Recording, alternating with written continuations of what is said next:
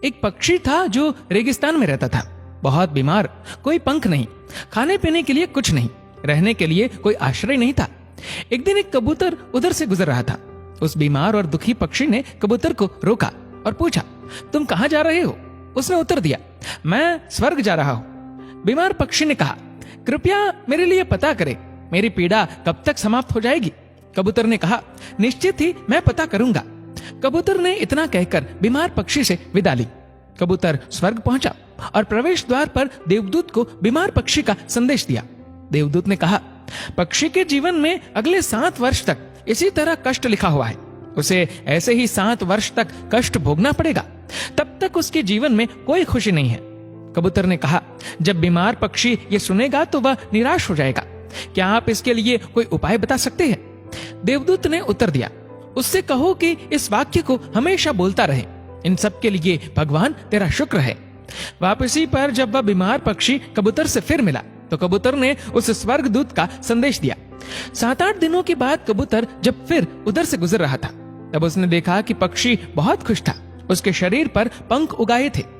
उस रेगिस्तानी इलाके में एक छोटा सा पौधा लगा हुआ था, वहां पानी का एक छोटा सा तालाब भी बना हुआ था। चिड़िया खुश होकर चहचहा रही थी, कबूतर चकित था। देवदूत ने कहा था कि अगले 7 वर्षों तक पक्षी के लिए कोई खुशी नहीं होगी। इस सवाल को ध्यान में रखते हुए कबूतर स्वर्ग के द्वार पर देवदूत से मिलने पहुंच गया।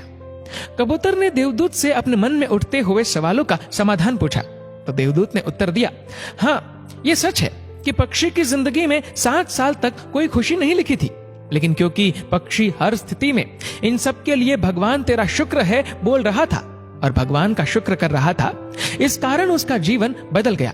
जब पक्षी गर्म रेत पर गिर गया तो उसने कहा, इन सब के लिए भगवान तेरा शुक्र है। जब ये उड़ नहीं सकता था तो उसने कहा, इन सब के लिए भगवान तेरा शुक्र है।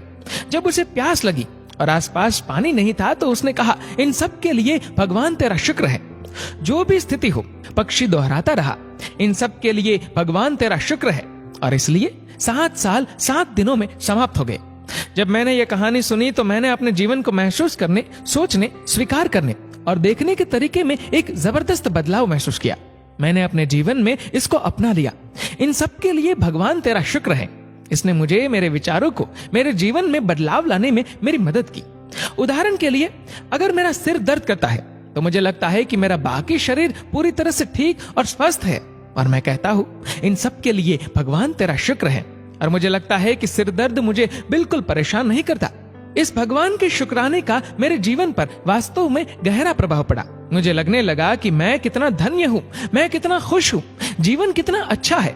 इस संदेश को साझा करने का उद्देश्य हम सभी को इस बारे में अवगत कराना है कि कितना शक्तिशाली है ये, हमारे जीवन को नया रूप दे सकता है। इसलिए आभारी रहे हर चीज के लिए, उस परम पिता परमात्मा के, और अपने दृष्टिकोण में बदलाव देखे।